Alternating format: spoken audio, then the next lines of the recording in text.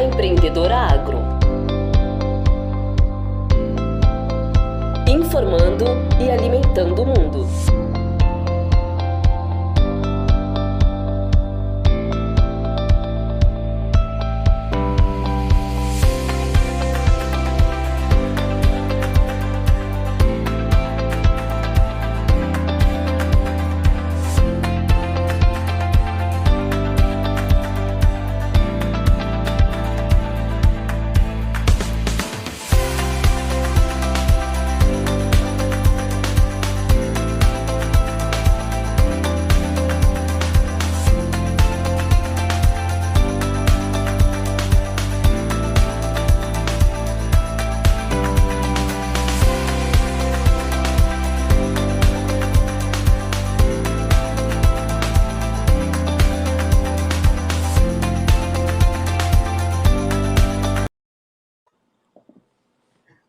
Olá a todos, sou Cristiane Moreira Rossoni, colunista oficial e grande embaixadora da revista A Empreendedora. Dando seguimento à nossa série de entrevistas sobre fazendas sustentáveis, hoje contamos com mais um convidado. Mas antes de iniciarmos a nossa apresentação, a nossa entrevista de hoje, vamos verificar um pouco mais sobre a revista A Empreendedora através de um vídeo.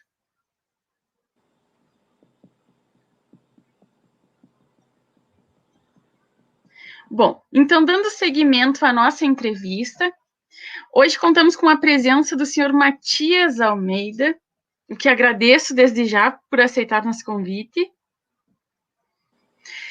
Senhor Matias, então, fale um pouquinho sobre o senhor, sobre o senhor e a NATCAP. Boa tarde, Cristiane, boa tarde a todos.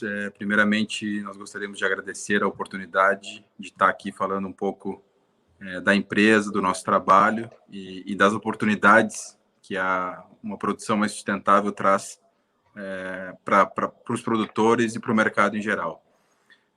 Como apresentado pela Cristiane, eu sou Matias, eu sou formado em administração de empresas, com MBA em comércio exterior e gestão ambiental. Eu tive cerca de 11 anos trabalhando no Brasil Central, junto ao Grupo Marfrig, onde eu tive experiências tanto na parte industrial, na agenda de pesquisa e desenvolvimento.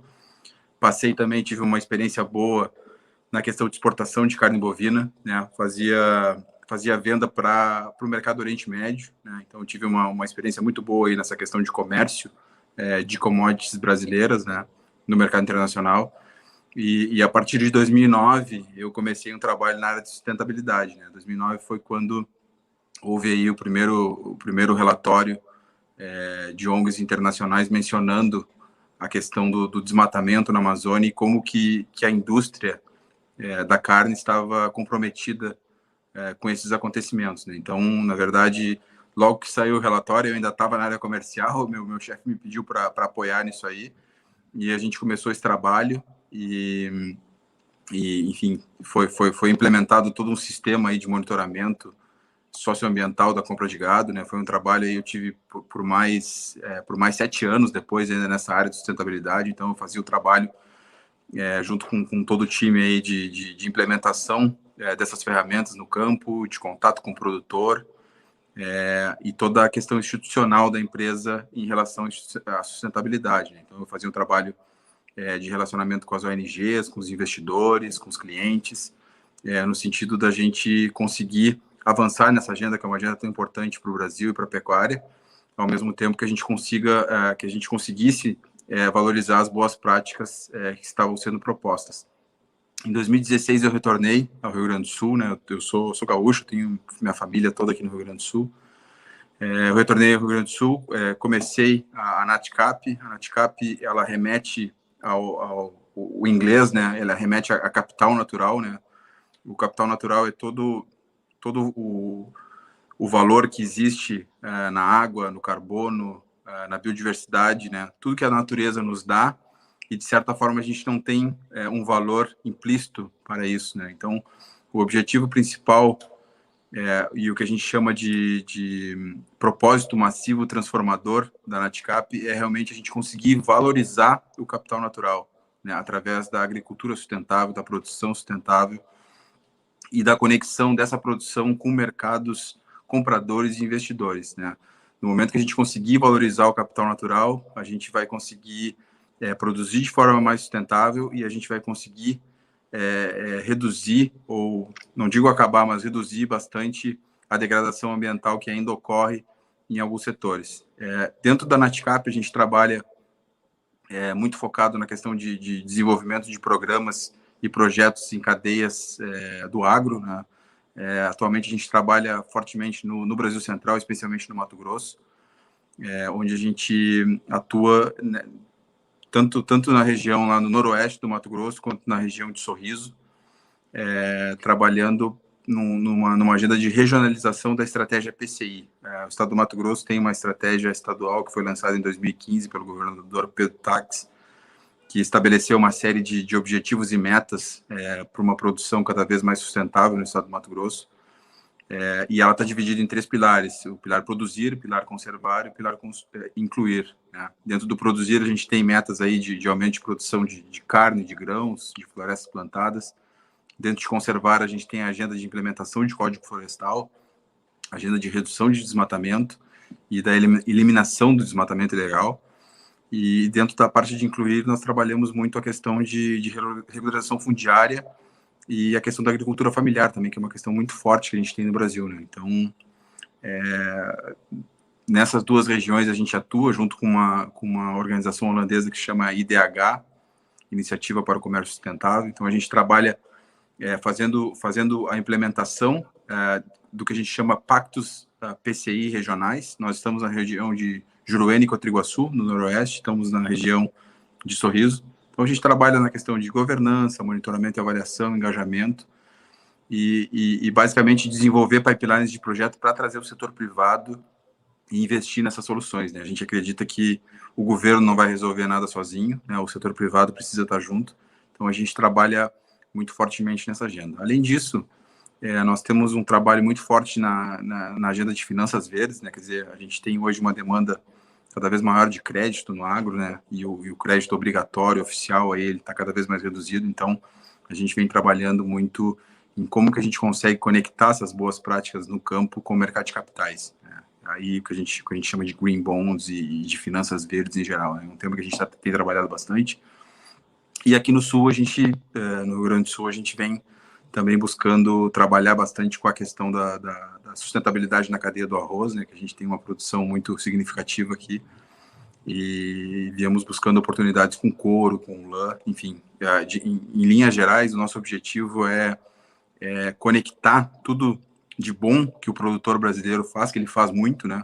A gente tem o único lugar do mundo que tem um código florestal, quer dizer, como é que a gente consegue embalar isso e levar ao mercado, tanto para que a gente consiga vender cada vez melhor o nosso produto e que a gente consiga financiar o nosso produto com benefícios ao produtor que faz essa produção cada vez mais responsável. Certo. E baseado em toda essa trajetória, como que foi criada? Qual é a ideia inicial da Natcap? Por que ela foi criada e quando ela foi criada?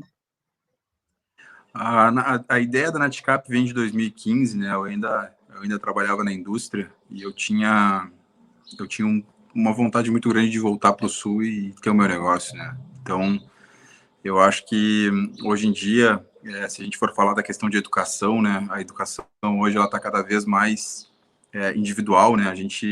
Hoje a gente tem um problema, a gente vai buscar as informações para resolver esse problema e hoje a gente tem uma abundância de conhecimento para endereçar essas questões. Eu sempre tive essa questão da natureza, né? Quer dizer, como é que a gente vai conseguir valorizar a natureza? Quer dizer, por que o desmatamento ocorre, né? Obviamente que no Brasil a gente tem um código florestal e a gente pode desmatar, né? Não é que não possa desmatar, a gente pode. Sim. Existe um desmatamento legal, né? Mas o que vai além disso, né? Hoje, se tu for um exemplo, se tu for comprar, sei lá, X hectares de floresta em pé, ela tem um valor que é 10 vezes menor que uma área produtiva, né? Então, quer dizer, a natureza ela não tem valor, quer dizer, ela tem, mas ela não está precificada, né? E a gente acredita que com essa precificação da natureza, com a gente conseguindo usar a natureza a nosso favor, no sentido de comércio e de investimento, de finanças, a gente vai conseguir reduzir e vai fazer com que isso tenha realmente um valor e que isso traga um benefício para o produtor, né? Então, eu sempre tive, quando trabalhava na indústria, eu via isso e a gente tinha uma dificuldade muito grande de tentar valorizar isso, né? Exato. Obviamente, não quer dizer que isso aí está resolvido, né, Cristiane? Isso aí eu acho que é um motivo, né? Como eu falei ali, que a gente chama de Massive Transformative Purpose, que é o propósito da empresa, é exatamente como que a gente valoriza isso. E não é que a gente, já está valorizado, não é, né? A gente trabalha, os projetos que a gente trabalha... nesse sentido. Que a gente busca são sempre no sentido de valorizar o capital natural. Claro. Né? E até, inclusive, no momento que... Uma coisa que a gente tem como meta é, no dia que eu for no banco tirar um crédito ou que eu for financiar, que aquela minha app ou que aquela minha floresta, que ela tenha um valor acima por eu estar conservando, né? Não porque a gente tem um código florestal que a gente conservar não vale nada. Vale muito, né? Outros países do mundo aí simplesmente não tem um esforço de conservação muito pequeno, né? Então, o objetivo da empresa é exatamente assim, como é que a gente consegue valorizar isso? E a gente vai valorizar isso aí através dessas práticas sustentáveis, dessa agricultura de baixo carbono, dessa produção cada vez mais responsável, porque essa produção responsável que vem sendo cada vez mais valorizada, e diga-se de passagem, né, com essa questão da pandemia, a agenda de ESG veio e ficou e vai cada vez ficar mais forte, né? Uhum. A gente vê um movimento também muito forte dos investidores com mandato de um percentual dentro da carteira deles para serem investimentos ESG. Então, quer dizer, talvez num universo aí, num tempo aí de 5, 10 anos, todos os investimentos vão ter que ser ESG. E aí a gente tem uma oportunidade gigante no Brasil, né? Isso que a gente vê, a gente sabe que o produtor brasileiro ele é um grande conservacionista. Se ele não conservar, ele não vai ter água para o gado beber, ele não vai ter, enfim, ele não vai ter o solo adequado, né? Então, a gente olha também muito para esse lado da comunicação, né, Cristiane? Eu acho que assim, nós como Brasil, a gente acaba se comunicando mal, né? A gente tem um desafio de se comunicar e dizer todas as coisas boas que a gente faz. Obviamente existem problemas, mas existem muito mais soluções do que problemas, né? Eu acho que as coisas hoje estão muito melhor, muito mais eficientes, né? Em termos da agricultura, eu olho o ganho de eficiência, de uso da terra, 2 safras, aí tu pega Mato Grosso, Mato Piba, aí os caras fazem 3 safras, né? Botam um boi numa 3ª safra, então a gente tem muita coisa boa e o nosso objetivo, a gente trabalha muito nesse sentido de conectar as pontas, né? Quer dizer, temos esse trabalho que está sendo muito bem feito nessa região, quer dizer, como é que a gente conecta isso com compradores que valorizam isso, com investidores que valorizam isso, e assim, esse é o nosso objetivo, né? Que não que seja uma coisa fácil, claro. Não, tá feito, não é fácil, mas também não é difícil, e a gente trabalha fortemente para que a gente consiga mudar isso aí e realmente gerar um valor para a natureza, né? Isso aí eu acho que é o ponto principal da nossa empresa. É uma transformação, não só através dessas atitudes, desses projetos que vão motivando o próprio produtor a ter outra visão, digamos assim, sobre a questão ambiental, sobre os recursos ambientais e valorizá-lo, como você bem disse. Hoje o produtor brasileiro, ele já é um grande conservacionista, né? Eu sou produtor, né? Ele é produtor, a gente tem gado, tem parceria com soja, e a gente precisa da APP, a gente precisa da água, a gente precisa de um solo bem conservado, né? Eu acho que o desafio que a gente tem hoje é a gente conseguir valorizar isso de uma outra maneira, né? O produtor, eu acho que já é muito consciente, e sempre que a gente chega para o produtor para conversar sobre esse sistema de sustentabilidade, tinha um questionamento do benefício, né? E, né, quer dizer, o que eu ganho com isso, né? Quer dizer, exato. Tem muita coisa que o produtor tem muita coisa que o produtor já faz, né? O que a gente vê hoje, em termos de sustentabilidade, de conectar essa produção aos mercados, é obter registro, né? A gente tem que ter o registro, a evidência, o que chama de MRV, né? A gente tem que ter uma gestão ajustada para conseguir evidenciar tudo que se faz. E, obviamente, se a gente conseguir usar esse capital natural, porque uma das dificuldades, das brigas que a gente tem, é que o produtor fala assim, pô, eu tenho aqui 2.000 hectares de floresta em pé, que eu tenho por causa da minha reserva, que eu tenho que fazer cerca, que eu tenho que fazer acero, que eu tenho que cuidar para alguém não invadir, né? Então, eu pago ITR em cima disso aqui, que é igual à área produtiva, então, quer dizer, é um pouco nisso que a gente está, né? A gente tem aí, pô, se a gente for falar em termos de Brasil, eu não sei exatamente o número, a gente tem 60% de cobertura florestal, especialmente no estado do Mato Grosso, a gente tem 65% de cobertura florestal. Isso tem que valer, entendeu, Cristiane? De alguma maneira. Né? E eu acho que esse é um pouco do desafio, né? E a gente olha muito para essa questão dessas novas tecnologias, né? Dessa questão da disrupção, dessas tecnologias de inteligência artificial, de blockchain, de tokenização. A gente vem olhando muito para essas questões para ver, quer dizer, como é que a gente traz essas que chamam, né, de tecnologias exponenciais para o agro, né? Que isso aí está cada vez mais no agro. E como é que cada vez mais presente. Como é que a gente faz isso, trazer um benefício, gerar uma escala que a gente consiga produzir alimentos, que a gente tem um compromisso de alimentar o mundo e, ao mesmo tempo, a gente consiga preservar e a gente consiga ter valor para isso, né? Valor monetário, realmente, que a gente consiga ganhar por isso. É um desafio muito grande, a gente tem que estar brigando com a Europa, isso tudo, mas eu acho que a gente está num caminho muito, muito, muito legal e eu acho que as coisas vão avançar muito nos próximos anos. Claro, com certeza. E com relação a isso, vocês têm vínculo com outras entidades, por exemplo, municipais, estaduais, ou até a nível federal, internacional? Vocês têm alguma vinculação com alguma? A gente trabalha no estado do Mato Grosso, a gente trabalha junto com o IDH. O IDH chama-se Iniciativa para o Comércio Sustentável. O IDH é uma organização criada pelos governos da Europa para fomentar a produção sustentável ao redor do mundo, né? Então, o IDH é um dos apoiadores da estratégia PCI. Né? A estratégia PCI é uma estratégia de Estado, né? E é uma estratégia que é muito interessante porque ele traz o pilar produzir, o pilar conservar e o pilar incluir. Quer dizer, não é só conservar, não é só incluir, né? Tem que produzir também, né? No final do dia, a gente precisa produzir, a gente precisa gerar renda, né? A gente precisa gerar emprego. Né? Então, dentro desse trabalho da estratégia PCI, a gente está atuando, como eu te falei, em 2 regiões, junto com o IDH, que seria um parceiro internacional. A gente vem também discutindo com uma outra organização da Holanda, que chama Common Land, que tem uma agenda de paisagem, né? Cada vez mais a gente está indo no sentido de modificar uma paisagem como um todo, né? Melhorar os índices, os KPIs de uma paisagem como um todo, de uma região como um todo, ao invés da gente trabalhar em cima de fazenda A ou fazenda B certificada. Né? A ideia é que a gente consiga, não adianta ter vários silos de excelência em termos de ciência e sustentabilidade, se eu não consigo levantar toda a região. Perfeito. Né? Eu não posso ter aqui eu certificado no RTRS e o cara do lado com trabalho escravo, por exemplo. Exato. Né? Trabalho escravo é uma coisa que também é muito rara, tá? Mas existe ainda. Eu tô dando um exemplo, entendeu? Então, a estratégia, esse trabalho, tanto com o IDH como com o Common Land, é muito no foco da paisagem, né? Como é que a gente consegue trabalhar a paisagem? E para trabalhar a paisagem, tu tem que trabalhar muito a questão de governança, né?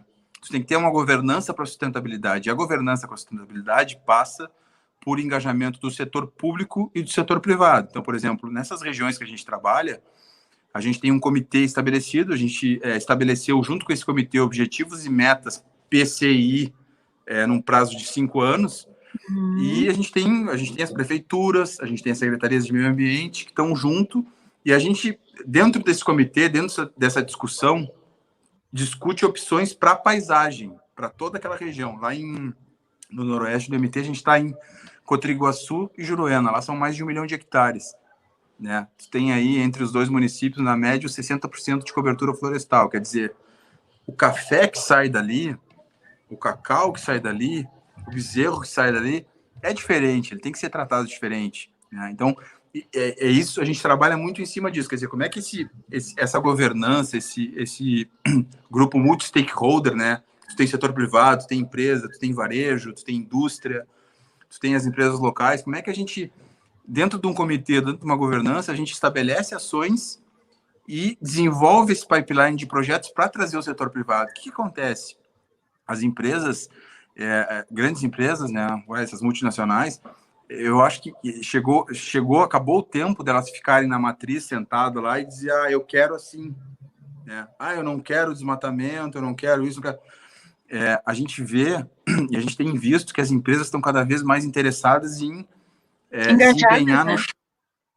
no chão, realmente está trabalhando com projetos, né? Na região de Juruena, e queria te comentar também, a gente tem esse projeto do Bezerro, onde a gente tem, por exemplo, a Fundação Carrefour e o Grupo Carrefour, que é parceiro. Então, quer dizer, eles estão botando recurso, estão botando esforço para resolver um problema que é muito sério, que é a questão da rastreabilidade no Brasil, né? Claro. E como esse, a gente, dentro dessa abordagem de paisagem, o que a gente faz basicamente é desenvolver esse pipeline. Agora a gente está começando a trabalhar mais a questão de café e cacau também. Então, quer dizer, como é que a gente consegue trazer essas empresas, grandes empresas que estão nessas cadeias, para investir nessa região? Então, quer dizer, ela não está simplesmente dizendo que ela tem uma política que ela não compra e que é problema do produtor. Não, vamos trabalhar junto. A gente é uma cadeia, né, Cristiane? Exatamente. Então, a gente tem visto cada vez mais, e a gente vê essa questão dos pactos e dessa estratégia territorial, vamos dizer assim, como uma forma das empresas virem e investirem, botar dinheiro no projeto, botar alguma contrapartida, garantia de compra, prêmio, financiamento, e aí a gente faz com que elas realmente contribuam naquela agenda, naquela região. E, obviamente, a gente tem que dar escala, né, Cristiane? Eu acho que isso aí é um pouco do desafio da gente conseguir dar escala. Mas a gente vê que, enfim, tá acontecendo cada vez mais dessa forma. Nem que, de certa forma, se tenha algum incentivo, por exemplo, como você disse, uma bonificação, um prêmio, um certificado, alguma coisa nesse sentido, mas que traga todo mundo para o engajamento. A maior dificuldade que a gente tem é engajar as pessoas, né? Essa questão da proposta de valor, né? Quer dizer, o que a gente está propondo para essa região, né? Mas as coisas... A gente começou 2018, claro que ano passado, né, com tudo isso que aconteceu, a coisa, acho que no início deu uma parada, mas depois começou a bombar de novo, porque né, eu viajava, imagina, todo mês eu viajava para o Mato Grosso e, tipo, hoje a gente faz tudo pelo Zoom, é muito mais eficiente, é muito mais rápido, muito mais fácil. A gente estabeleceu também rotina de usar a DocuSign para assinar documentos. Quer dizer, eu acho que de certa forma acabou acelerando muito das coisas, né? Talvez se eu tivesse indo lá ainda, talvez a gente não tivesse avançado. Obviamente, exato, perfeito. Tem dificuldades, mas eu acho que a gente tá num momento muito positivo e a gente vê que cada vez mais as empresas estão se engajando para resolver os problemas. A gente tem muito problema para resolver e as empresas estão olhando cada vez mais no sentido de, quer dizer, como é que eu posso ajudar, como é que eu posso entrar, e nós estamos muito nesse meio, né? Quer dizer, como é que a gente embala tudo isso que está sendo feito no campo, e obviamente tem muita coisa que tem para melhorar, quer dizer, esse que já está num nível alto, com quem que eu conecto, esse que está no nível médio, com quem que eu busco o dinheiro para melhorar, e esse cara que está fora da cadeia, tá? Um cara que está fora porque ele teve um desmate, porque ele está numa lista do IBAMA, porque ele tem alguma irregularidade, quer dizer, como é que eu trago eles de volta para a cadeia? Né? Exato, e, obviamente, perfeito. Junto com isso, todo o desafio de implementação do Código Florestal, né? Que a gente tem hoje uma ferramenta que não tem igual no mundo e que a gente deve se agarrar a ela e defender o nosso agro, o nosso produtor em cima do Código Florestal. Quer dizer, cumprir o Código Florestal já é bastante coisa, né? Exato. Então, como é que implementa, como é que a gente valida, né? Isso aí, a gente tem hoje um problema sério em termos de Secretaria Estadual de Meio Ambiente para validar o cara e para dizer, pô, o que eu preciso fazer aqui, o que eu preciso recuperar. Hoje o produtor muitas vezes quer se regularizar, mas não tem uma estrutura em termos de Estado que permita isso, né? Então, enfim, mas são coisas que, enfim, estão avançando, a gente é muito positivo, acredita que as coisas vão avançar rapidamente nos próximos anos. Claro. E com relação aos clientes de vocês, tem mais pessoas físicas, mais pessoas jurídicas ou é diversificado? Não, a gente trabalha basicamente com pessoas jurídicas, né? Com empresas. A gente tem muito pouco negócio no Brasil, né? Geralmente nossos clientes estão fora, né? A gente tem esse trabalho com essas duas organizações da Holanda, o IDH, o Common Land.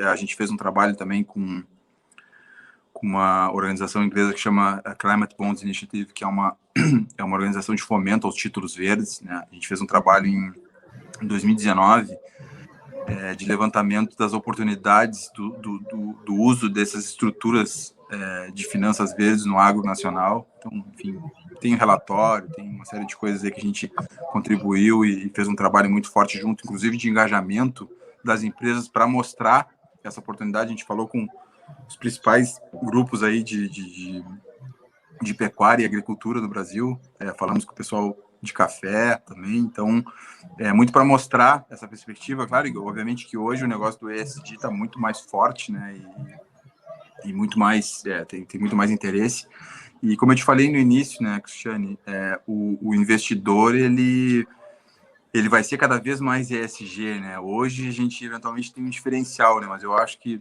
não sei se 10 anos, todo investimento vai ter que ter uma avaliação para critérios ESG, entendeu? Então, se tu pegar hoje, eu vi uma notícia há algum tempo atrás que fundos da China estavam tendo cada vez o percentual do portfólio deles que deveria ser investido em ESG. Então, isso aí está cada vez mais. Tu pega a BlackRock, aí, que é o maior gestor aí global, um dos maiores gestores global, já falou, não, é isso aí, não tem volta. Né? Exato. Então, a gente olha muito nessa perspectiva do agro, né? Quer dizer, como é que a gente pode...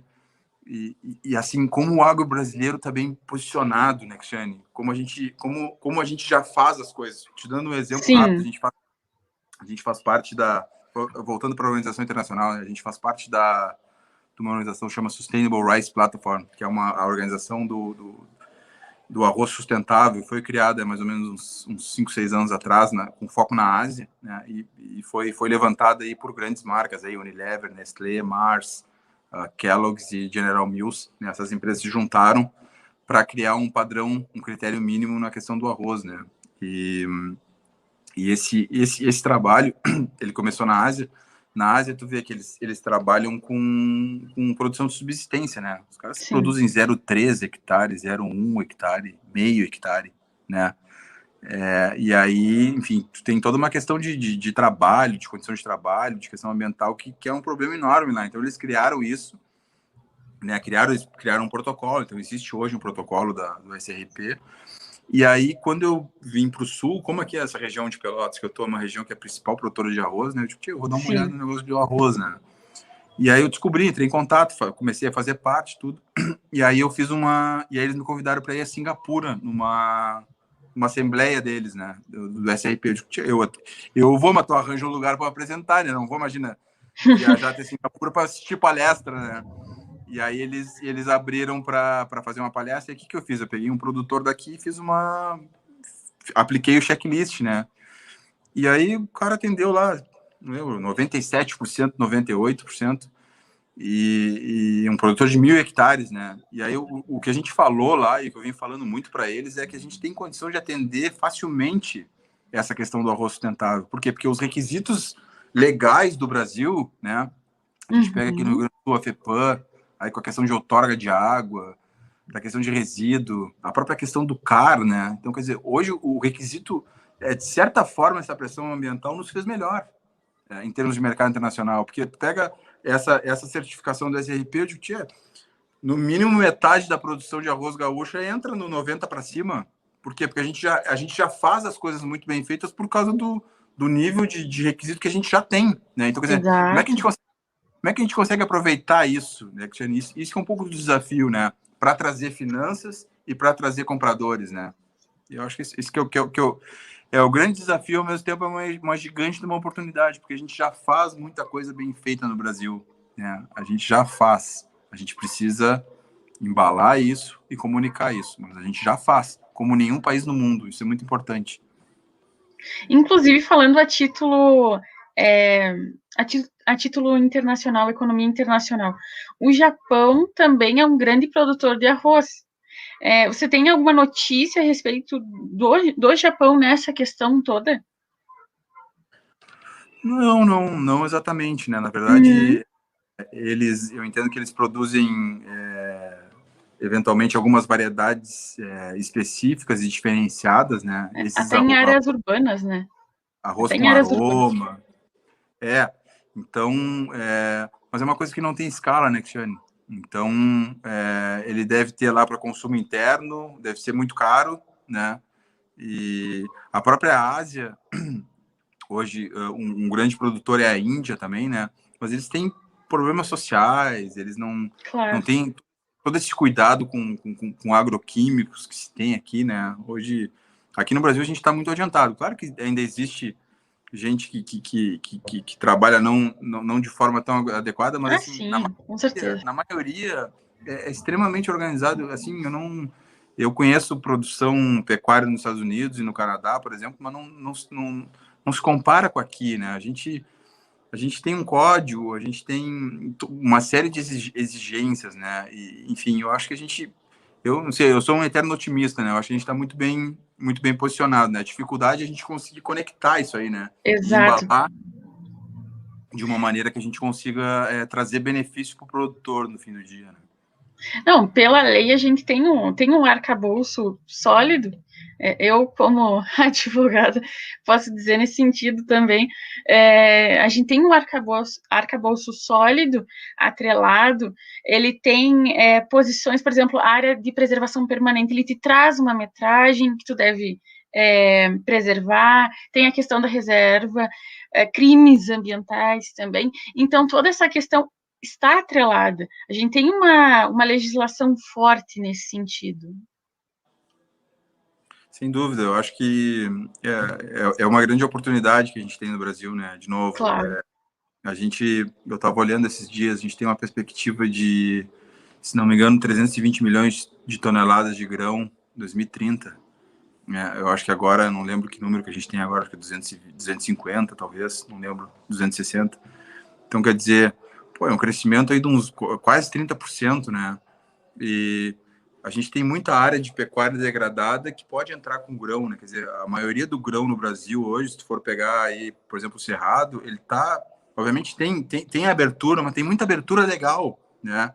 Mas Sim, tem muito plantio. Tu pega aqui a minha região aqui aqui no Rio Grande do Sul, aqui, tem muita área de pecuária que tá virando grão, né? Então, quer dizer, isso não deixa de ser um desmatamento evitado, né? Isso é um ganho de eficiência. Então, por que a gente não consegue um juro menor ou melhor para esse produtor que está entrando numa área que eventualmente pudesse estar degradada? Porque se ela está degradada, ela está emitindo mais. Né? exato. Vamos usar as emissões a nosso favor, né? Quer dizer, então se eu estou recuperando uma área e ainda produzindo o grão, por que eu não posso ter um juro menor? A gente fala sempre do juro, que a questão da finança é um dos gargalos que a gente tem hoje, né? O recurso obrigatório, ele não. Nosso governo tem uma série de outras coisas que ele precisa olhar, e não estou dizendo que o agro não seja importante, mas Claro, pô, claro. vamos trazer um mercado de capitais que tem dinheiro, um excesso de liquidez que a gente tem hoje em mercados globais, vamos trazer esse dinheiro para o Brasil, pô, e baixa lá 1% no recurso, meio, enfim. Mas vamos apoiar isso aí, porque isso aí, se a gente conseguir evidenciar que essa recuperação dessa pastagem, seja para pecuária, seja para grão, isso vai trazer carbono, isso vai trazer água, vai trazer biodiversidade. Então, quer dizer, como é que a gente valoriza isso? Eu não sei, eu sou muito otimista, eu acho que a gente vai ter muita oportunidade, e eu acho que a gente tem um mundo inteiro olhando para o Brasil Sim. e olhando para essas oportunidades, né? A dificuldade é a gente, quer dizer, como é que a gente conecta isso aí e como é que a gente consegue trazer o benefício para o produtor. O produtor já faz tudo isso, né? Que a gente está falando, né? Quer dizer, às vezes a gente precisa dar um empurrão, quer dizer, que tipo de negócio que eu consigo melhor, né? A questão de assistência técnica, né? Hoje a assistência técnica pública é muito difícil, quer dizer, como é que as empresas compradoras podem apoiar nisso, né? A gente tem olhado muito e visto que, de novo, né, Cristiane, a gente é uma cadeia, não é aquela história, que nem a história do pecuarista frigorífico, né? Não devem, eles devem ser parceiros, né? E eu tenho uma visão minha, eu acho, tá, que nos próximos anos, especialmente em termos de pecuária, me parece que as coisas vão muito para o lado de customização de cadeias dedicadas, né? Eu acho que essa história do frigorífico sair ligando, comprando boi, eu acho que isso aí Com vai os se dias limitar. contados. Eu acho, sabe? É uma impressão, porque hoje, em termos, a gente tem tanto requisito de cliente, Sim. requisito legal, e a gente vai ter mais, isso aí vai ficar cada vez pior, entendeu? E isso vai fazer com que o próprio requisito da rastreabilidade, né, o desafio que tu tem para tu chegar no bezerro hoje, né, ou no terneiro, é extremamente difícil isso aí. Então, quer dizer, eu acho que cada vez mais a gente vai trabalhar em cima de cadeias customizadas, né, que já vão produzir com um destino. Né? Eu acho que isso aí facilita para tudo, isso facilita para compliance, facilita para finanças. Eu acredito nisso, né? Talvez possa estar falando uma grande bobagem, né? Mas eu acho que vai muito para esse caminho o mercado, porque senão fica muito pulverizado e, enfim, eu acho que não tenha dúvida que as coisas vão cada vez mais customizar, né? Tem empresas hoje que já trabalham nessa parceria com o produtor, né? Empresas que já financiam o produtor, aí próprias trades e a questão do barter, né? Quer dizer, como é que a gente leva isso para o boi, né? Como é que a gente leva isso para outras culturas, né? Eu acho que o caminho é cada vez mais integrado em termos de cadeia, né? Essa coisa de, tá lá o produtor do bezerro e tá lá o comprador na Europa, não. Né? Vamos sentar todo mundo na mesa, dizer como é que a gente consegue fazer um negócio que sirva para todo mundo e que Exatamente. realmente traga benefícios em termos sociais, ambientais e econômicos, né? No final do dia, né, Cristiano, a gente precisa gerar renda, né? Pô, a gente Com com essa certeza. pandemia, com esse emprego, né? Então, precisa gerar renda. As pessoas precisam ter recurso no bolso para se alimentar, para comprar, para fazer a economia girar, né? E eu acho que em seguida a gente vai passar por essa questão das vacinas aí. Eu acho que a gente vai acabar esse ano numa situação muito melhor. Assim espero. Tomara, é o que esperamos. Bom, com relação às soluções ambientais desenvolvidas pela NatCap.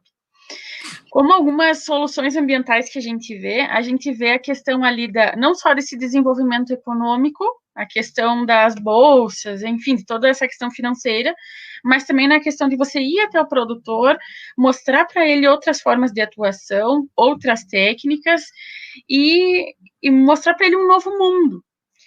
Então, o que você tem a nos dizer sobre as soluções ambientais que a NatCap proporciona para as pessoas? A gente trabalha em termos aí, o nosso trabalho mais forte com o produtor, ele está nesse projeto do bezerro, que eu te comentei aí no Mato Grosso. Esse projeto, ele tem um objetivo principal de apoiar o produtor da cria, né, o produtor de bezerro, que é o início da cadeia pecuária. E dentro desse programa a gente tem assistência técnica para esse produtor em questões ambientais. Então, quando a gente fala questões ambientais, é toda a questão de código, de CAR, de APP, de reserva, né? Porque muitas vezes o produtor, ele está na mão de um técnico, ou está na mão de uma empresa, e não tem problema nisso, mas a gente está levando uma informação que é isenta no sentido da compra, né? Que a gente não é um revendedor de insumo, né? A gente está levando uma informação para facilitar ele. Então, às vezes ele tem uma dúvida, né? E o que a gente tem visto muito lá no Mato Grosso é isso. Pô, mas eu vou precisar ir lá em Cuiabá. Dizer, não, isso aqui tu pode fazer de forma online. Não, isso aqui tu precisa resolver, fechar esse canto da propriedade, entendeu? Existe muito desconhecimento, falta de informação, né? E muitas vezes a informação não chega ao produtor, né? Então, nessa região aí, são produtores aí de 4 módulos, 4 módulos em termos de Mato Grosso, 400 hectares, né? É uma área grande, né? Então, o que a gente faz? Em termos ambientais, a gente apoia esse produtor na questão da resolução dos problemas ambientais dele, né? Quer dizer, como é que ele atende ao código, como é que ele regulariza o CAR, como é que ele recupera a APP, né? Depois a gente tem uma parte fundiária também, um apoio fundiário, que inclusive é a mesma consultoria que faz, a questão, quer dizer, como é que ele consegue regularizar, e obviamente não é que a gente vai regularizar o produtor, né, Cristiane? A gente orienta os caminhos para a regularização. Claro. E essa orientação, ela é muito difícil de chegar nesse produtor de cria, especialmente, né?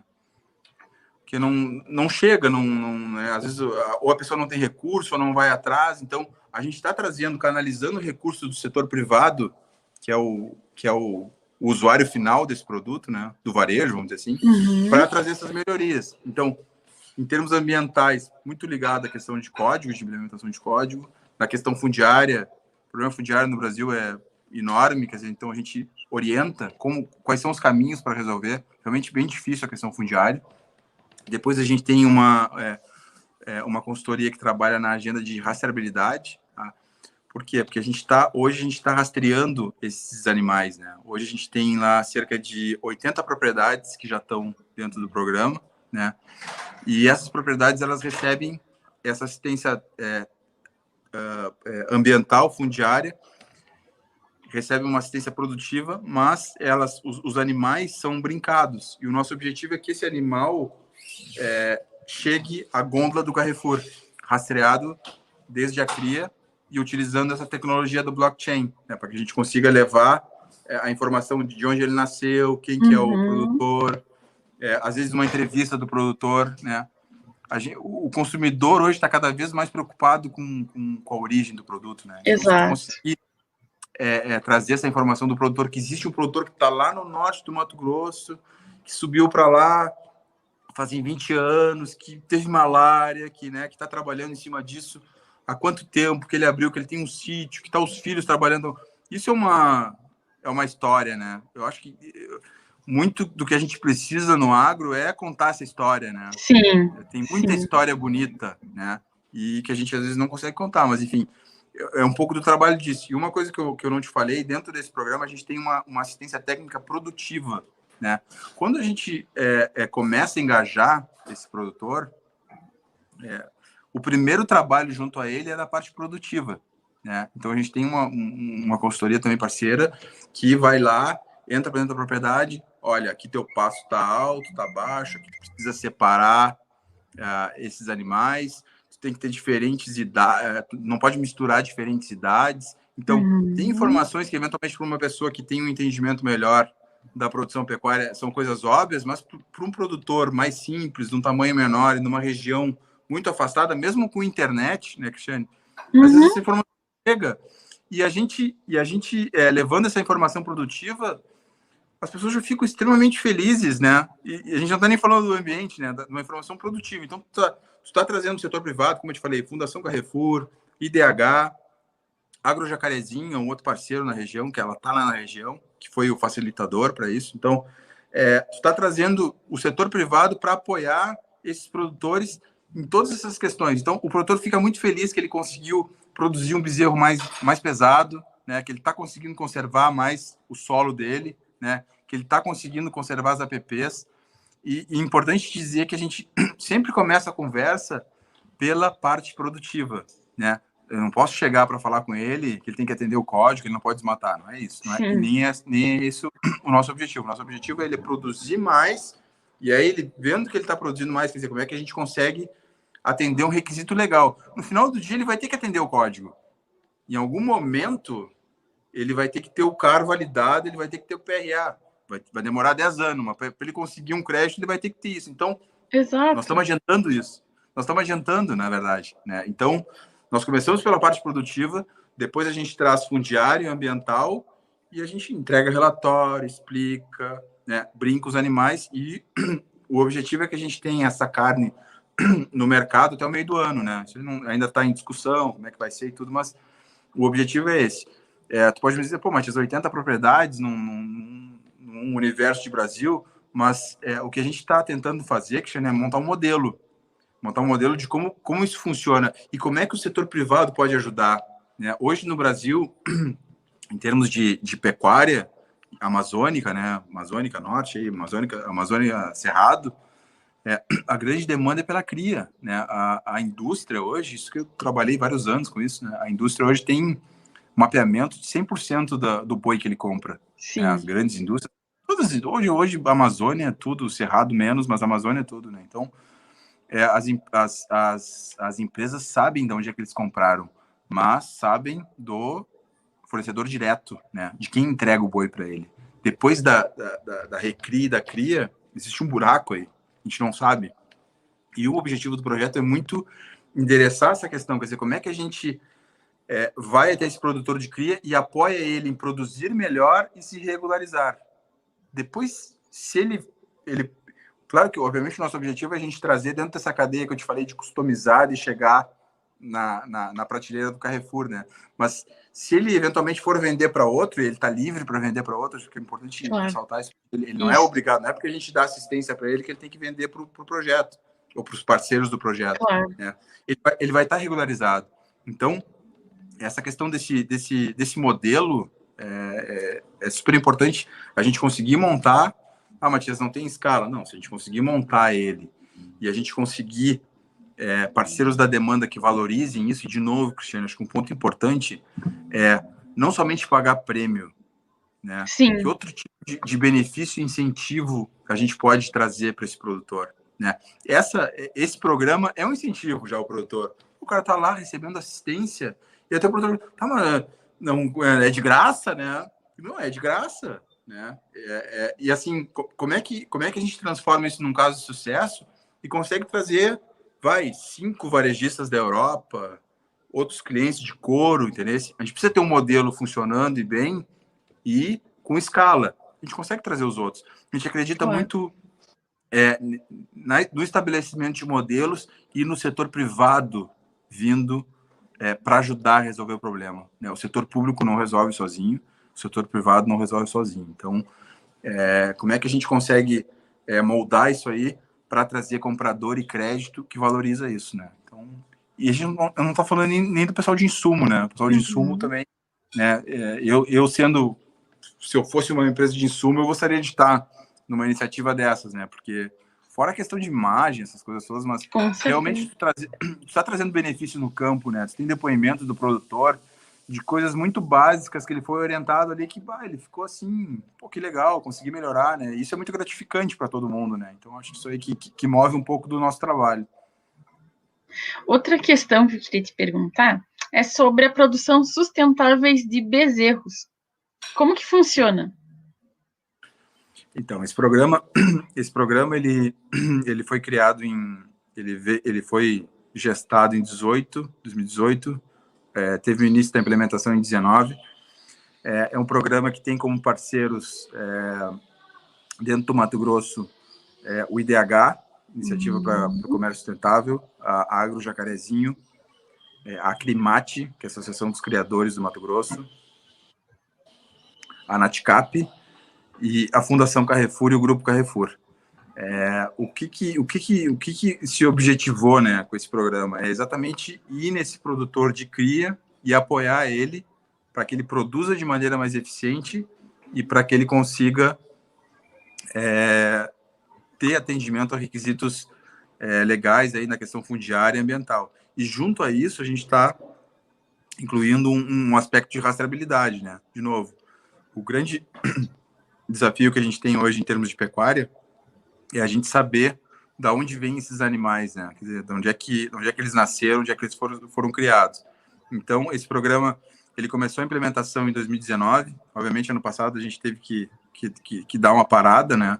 Mas a gente continuou o engajamento. Agora, faz alguns meses que a gente voltou um pouco mais em campo, porque estava, enfim, bem melhor. Melhorou um pouco a situação, depois piorou, mas, enfim, a gente, como eu te falei, hoje a gente tem cerca de 80 produtores na região do Vale do Juruena.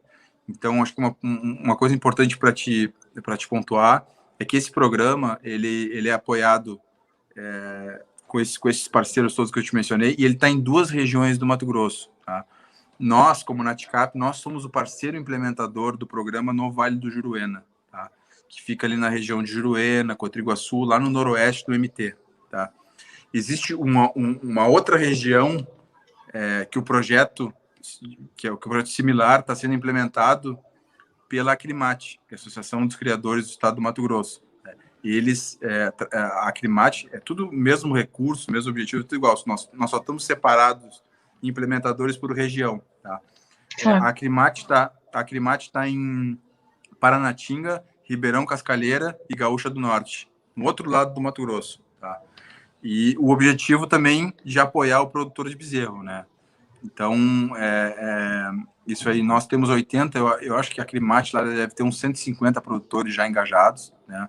Eles são sucessão de produtores, né? Então, isso aí ajuda bastante na questão do engajamento do produtor. Porque o produtor acha estranho, né? Esse povo aí vem lá da Holanda, vai botar dinheiro na minha propriedade, né? Às vezes as pessoas acham estranho, mas né? Enfim, sabe como é que é, né? Então, mas tem sido muito positivo, né? Porque muitas vezes essa assistência não chega, ou o produtor ele não tem recurso, ou ele não bota o recurso nisso, né? E não tem um incentivo para melhorar, né? Então, esse programa, de novo, ele objetiva 457 propriedades em 3 anos, né? 3 anos que eu te falo, fechando ano que vem, né? Enfim, eu acho que hoje a gente deve estar entre os dois, numas 250 quase, um pouco mais. E, claro, tem um desafio de engajamento, né?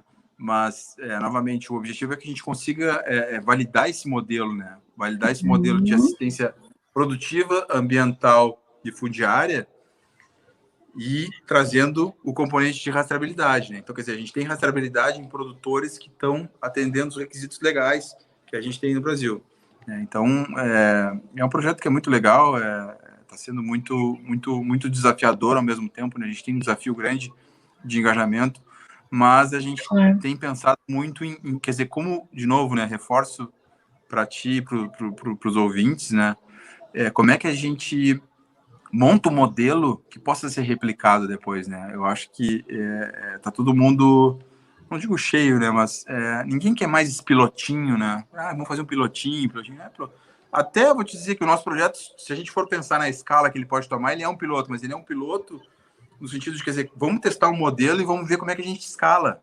Com certeza. O que a gente precisa para escalar? A gente precisa do setor privado. A gente precisa do insumo, a gente precisa do crédito, precisa do couro, precisa do frigorífico, entendeu? De novo, é cadeia de valor, né, Cristiane? A Natcap não vai resolver o problema do capital natural, né? Nem a Singenta vai resolver o problema, da questão do químico, por exemplo, né? Eu acho que a mensagem importante aí nesse tipo de projeto é a combinação de esforços e tentar gerar escalabilidade para trazer parceiros, né? Se as empresas conseguem ver essa proposta de valor e ver que eles podem investir numa coisa que vai trazer um impacto ambiental, social, especialmente renda, né? Sim. Melhor a renda, né? Se o produtor vende o bezerro mais pesado, ele bota mais dinheiro no bolso. Exato. Renda. A gente tem depoimentos de produtor dizendo assim que está super feliz, que conseguiu resolver, que está vendendo o bezerro dele bem. Então, isso é super gratificante. Se a gente conseguir escalar isso aí, né? Eu tenho certeza que isso aí vai andar muito bem, mas obviamente a gente precisa, a gente não pode contar simplesmente com o apoio de 2, 3 doadores, né, que na verdade eles fazem um trabalho de seed money, né, eles botam dinheiro no início para fomentar isso, e a gente tem esse desafio de preparar isso, né, criar um modelo de negócio que a gente consiga dar escala, né, e aí para trazer esses outros parceiros, especialmente, pode ser setor público, mas setor privado, basicamente, que tem interesse em fomentar e trazer um resultado em termos sociais, ambientais e especialmente de renda, né? E o negócio da renda é super importante. Inclusive, vocês têm incentivos até para a questão do reaproveitamento, né? Sim. Acho que essa questão do incentivo em geral, a gente precisa, no momento de engajar o produtor, tu tem que trazer algum tipo de incentivo, né? Hoje, a gente tem aí a compra desse bezerro, tem um pequeno prêmio, né? Não é uma coisa muito significativa, e como eu te falei, a gente não deve olhar só para o prêmio, né, Cristiane? A gente deve olhar para um cardápio de benefícios, né, para tu conseguir trazer esse produtor, e ao mesmo tempo não pode ser uma coisa que quando acabar o dinheiro do doador, o projeto acaba, né? Isso é um dos grandes desafios que a gente tem em termos desses projetos, e especialmente com recurso internacional, que a gente não faça uma coisa que só funciona quando tem o dinheiro de fora, ou quando tem o dinheiro de algum doador, né? Por isso que eu te falo tanto na questão do estabelecimento do modelo, e uma das coisas que a gente olha lá no início do projeto é a estratégia de saída, né? A gente já começa o projeto pensando em sair, entendeu? Mas pensando em sair no sentido que esse doador, esse apoiador, ele também não quer ficar apoiando para sempre. Ele quer dar um empurrão, né? A gente monta um modelo e a gente traz o setor privado, né? E para nós está super claro o que o setor privado quer fazer. Às vezes falta bons projetos para o setor privado. E bons projetos que eu te falo assim, no sentido de transparência, de resultado, Com né? certeza. De impacto, né? E tudo isso não são coisas muito fáceis de medir e demonstrar. E, como eu te falei, é uma dificuldade que o Brasil tem, né? O Brasil faz um monte de coisa e não fala, né? Ou não fala Esse é da o forma problema. como deveria falar. E acaba gerando uma série de questões negativas vistas por pessoas de fora com relação ao Brasil e acaba atrapalhando até o próprio mercado, né? Seguramente, seguramente. Outra questão que você sempre continua se atualizando, que é importante ressaltar, é que você acabou de participar daquela Annual Plenary and Virtual Heist Week, que é produzido pela SRP, né? Isso. A Natcap eu acho que a gente é o único membro da América do Sul, eu acho, tá? Eu não vi nenhum outro. Uhum. Acredito que sim. Como eu te falei, em 2016, quando eu retornei para cá, eu procurei Sustainable Rights, achei o SRP, entrei em contato com eles e a gente entrou. Eles nos convidaram para participar do evento lá, eu fui, mostrei o que era, do caso do Brasil, né, a minha apresentação. E aí, desde então, a gente ficou em contato.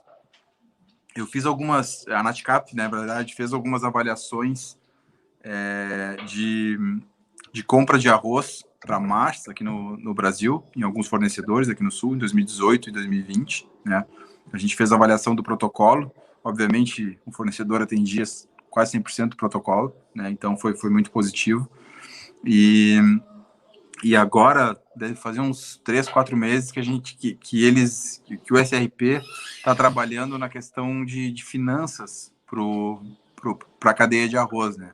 A cadeia de arroz aqui no Brasil, em termos de emissão, ela é um pouco menos que a questão do desmatamento, né? Por causa da questão do metano, né?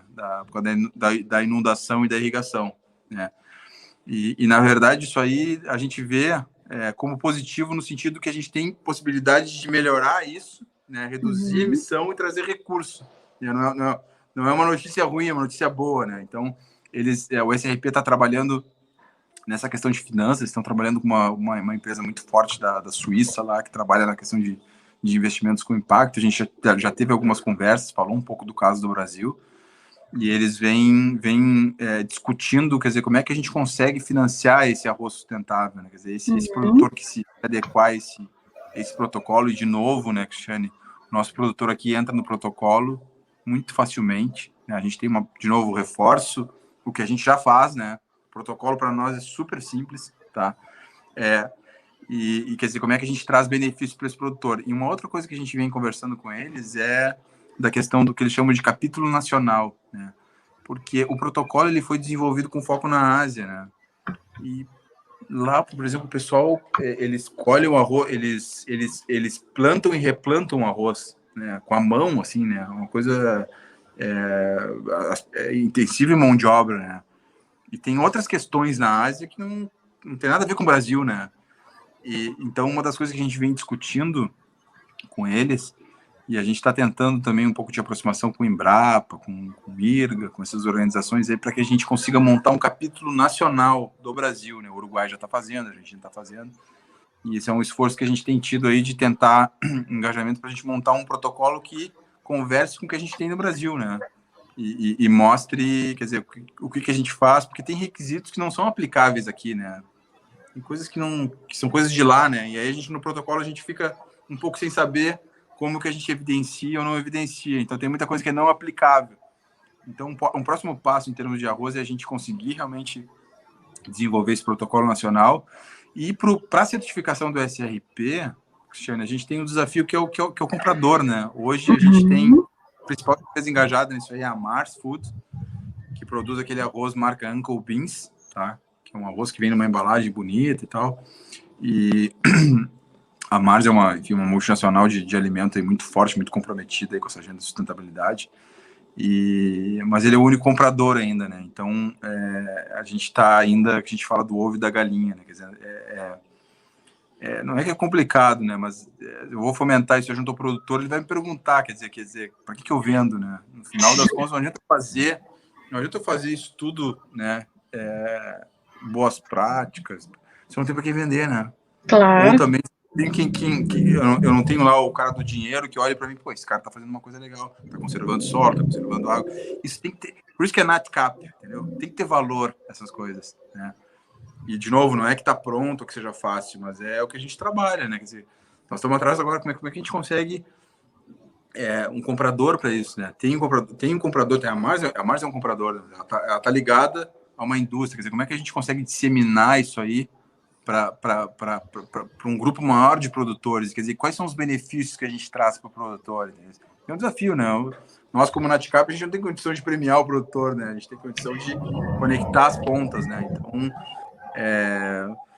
é um desafio, né? E aqui, pô, em termos de Rio Grande do Sul, tu tá em Vacaria, né? Eu tô aqui em Pelotas. A gente tem um avanço aí em termos da soja, uma coisa de louco, né? Sim. O que tem avançado na soja, né? E o que eu gosto de falar muito aqui, pô, aqui em Pelotas nós estamos a 60 quilômetros do porto. 60. Se tu for pegar lá no MT, vai pegar Sinop, Sorriso, tu vai pegar de Santos, tá? Tiro muita coisa por cima pro Miritituba, mas é 1.000 e pico. Santos é 2.000, né? Pô, nós estamos do lado do porto, né? Então, quer dizer, como é que a gente consegue, né, dentro daquele número lá de 320, 330 milhões de toneladas, eu ouvi o pessoal da Farsul falando em fronteira agrícola, né? Nós temos uma fronteira agrícola na metade sul, né? Olha aí para a Serra, aí, né, o pessoal, né, já está há anos, já é uma coisa muito mais consolidada. Exato. Tem uma oportunidade gigante aqui, entendeu? E nós estamos do lado do porto, né? Como é que a gente consegue endereçar essa oportunidade com sustentabilidade, com crédito, né, com comprador, né?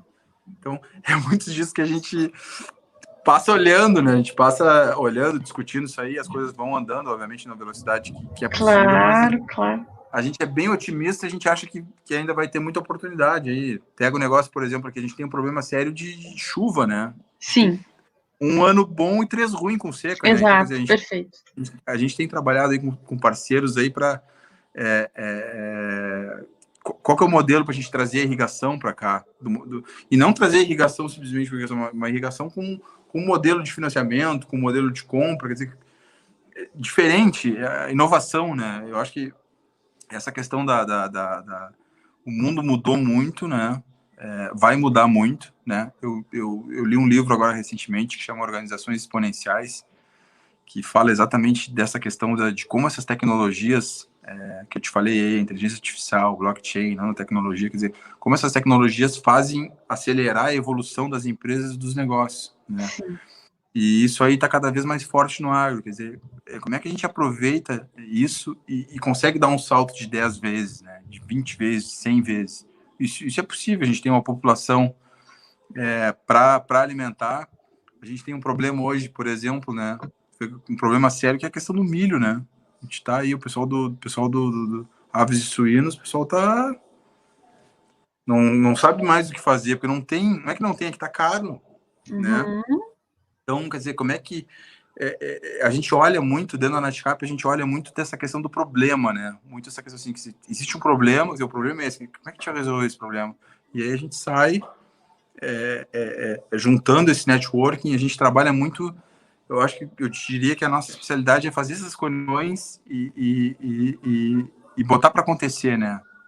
Tanto em termos de mercado comprador e conexão com o mercado, né? Quer dizer, como é que, de novo, como eu te falei, não adianta a gente ter uma coisa muito bonita lá no Pampa que ninguém sabe, né? E, de novo, a gente não é de comunicação exatamente, mas é uma coisa que a gente tem olhado cada vez mais, como é que a gente conecta isso, né? E como é que a gente consegue financiar hoje. Existe um problema de crédito. O crédito obrigatório no Brasil, o Plano Safra, ele não dá conta desse aumento. E se nós estamos falando em 320 milhões de toneladas, não vai dar. Nós precisamos do mercado de capitais, né? Só que o mercado de capitais, ele exige um nível de gestão, um nível de governança, que no final do dia, para nós, é bom, porque aí o produtor ele vai ficar cada vez mais profissional. Eu acredito que essas exigências nos tornam melhor. Claro que tem muita sacanagem, deve ter, obviamente, mas tem muita coisa que nos deixa melhor. E a gente tem que não necessariamente brigar contra isso, mas usar isso a nosso favor para não saber, pô, eu tenho a minha reserva aqui, eu tenho a minha PP, quer dizer, o que eu consigo com isso? Nós estamos batendo, faz anos que o Brasil bate. Uma hora vai sair, tenho certeza. Nós vamos conseguir um crédito melhor. Vai no Brasil, se o chinês comer mais 100 gramas de carne, acabou a carne, acabou o boi, porque não vai ter boi, né? Hoje, tá vendo aí, hoje entre China e Hong Kong é 70%, 80% da exportação. E isso que eles... Deixa essa gente ter mais dinheiro. A pessoa tem mais dinheiro, ela faz o quê? Ela come carne. O boi vai a R$500, arroba. Entendeu? Então, eu não sei, eu sou super otimista, né? Mas eu acho que a gente está num momento... E o Brasil, eu entendo que está muito bem posicionado, né? A gente tem um código. Todo problema que a gente tem no Brasil, né? Imagina, problema político, problema de... Sim, a gente tem... Só que nós não temos furacão, nós não temos guerra, né? E nós temos um povo que trabalha, né? O povo que trabalha, o povo do Brasil trabalha, né? Então, eu acho que se a gente conseguir empacotar essas coisas, embalar e mostrar tudo que a gente faz, sem dúvida a gente vai ter o que a gente chama de crescimento exponencial, né? Não tenho dúvida que a gente tem muita oportunidade. E a gente está muito nessa inflexão, né? Nesse meio, como é que a gente consegue conectar as coisas e fazer as coisas funcionarem. Não, com certeza. E com relação à sustentabilidade, o que pode se verificar? Que entre lucro, entre custo e benefício, a gente tem benefícios. Outra questão que eu gostaria de te comentar, na verdade, indagar, é se existem mulheres nesse setor. Você tem visto grandes mulheres nesse setor ou ainda a participação delas é pouca? Muito no agro. A gente vê muitos grupos familiares liderados por mulheres. A gente vê muitas mulheres trabalhando fortemente na agricultura familiar, muitas. A gente tem movimentos de mulheres, mulheres do agro, agromulheres. Esse trabalho, essas pessoas que a gente trabalha, tanto o IDH como o Commonland, são mulheres, né? Então, a gente vê isso aí crescente, né? A história do pai de família, né? Quer dizer, tem a mãe de família, né? E a gente, por exemplo, lá em Sorriso, a gente trabalha junto com o pessoal do CAT Sorriso, que a presidente é uma mulher, a Dude Paiva, é uma pessoa que a gente admira muito e faz um trabalho super legal lá com a agricultura familiar, com a disseminação e aí o fomento a soja certificada, RTRS. Então eu vejo muito essa questão, a questão do gênero em si, né, cada vez mais forte, né. É uma coisa que a gente tem muito problema ainda, né, e inclusive dentro dessas agenda que a gente tem no Mato Grosso, a gente está começando agora a colocar de uma maneira mais sistematizada a questão de gênero e especialmente, quer dizer, como que a mulher participa, né? Ela participa, eu acho que muito mais do que a gente imagina, né, Cristiane? Na verdade, o apoio, a fonte de força da casa é a mulher, né? Então, eu acho que... não, é verdade, isso aí não... Mas é verdade. Atrás de um grande homem sempre tem uma grande mulher, né? Então, eu acho que no agro não é diferente. Essa gente toda que saiu daqui, tu deve ter muita gente da tua região aí que subiu para Mato Grosso, para Maranhão e tudo. E as mulheres estavam pegando na enxada e trabalhando. E a mulher ela tem uma percepção talvez mais adequada, né? Mais estratégica, né? Vou dizer que as mulheres são mais inteligentes também, que eu vou ter problema, mas enfim, elas tem um outro toque que eu acho que tem adicionado uma sensibilidade, muito né? Sensibilidade, perfeito. Eu acho que essa é a palavra, né? A gente vê muito um movimento muito grande de mulheres do agro, né? E assim, a gente trabalha lá no Maranhão também com mulheres, as mulheres voam. Acho que essa tua pergunta é muito oportuna e a gente tem visto cada vez mais a participação e a liderança das mulheres e fóruns de discussão das mulheres e toda essa questão de agricultura orgânica e tudo isso muito puxado pelas mulheres. Tu tem aí, por exemplo, pega a Camila Teles mesmo aí, a Camila, né, eu não conheço ela assim, mas eu sigo ela no Instagram, ela faz um baita de um trabalho de comunicação positiva do agro, né? Então, como ela, tem várias outras, né? Tem uma, não lembro o nome agora, mas tem uma de Goiás também que faz um trabalho assim, que eu acho que elas fizeram joias de soja, do grão da soja, não lembro o nome dela, eu sempre vejo ela no LinkedIn, mas muito trabalho e muito engajado, né, nesse tema. Eu acho que o tema das mulheres é muito importante e vem crescendo muito na participação e principalmente no respeito, né? No respeito, acho que estão sendo cada vez mais reconhecidas e aí eu acho que também no mundo corporativo, né? A gente está tendo cada vez mais posições de liderança com as mulheres, né? Conselho de administração, tu vê muitos dos CEOs das empresas aí, tem muitas mulheres, cada vez mais mulheres que participam, né? Eu acho que no agro não é diferente, eu acho que elas dão esse toque de sensibilidade aí que tu comentou, que eu acho que foi muito oportuno, né? Sem dúvida. Que seria de nós sem as mulheres. Que bom! Bom. Bom, aproveitamos a deixar aqui embaixo, então, os contatos da Naticap, que ela tem o site, o e-mail, Instagram, Facebook, enfim, para as pessoas entrarem em contato, terem outros olhares sobre esse assunto tão importante que a gente acabou de comentar. E nesse sentido, então, eu te agradeço mais uma vez por ter participado, por ter aceitado o nosso convite, e te abro, então, esse espaço para você mencionar, com as suas palavras, qual mensagem que gostaria de deixar aos nossos ouvintes, aos nossos telespectadores. Bom, muito obrigado, Cristiane, a Revista Empreendedora. A gente fica muito feliz com a oportunidade de falar um pouco do nosso trabalho e ao mesmo tempo a gente traz uma mensagem positiva, né? A gente vem passando aí no último ano aí um momento muito negativo, né? De notícias ruins, né?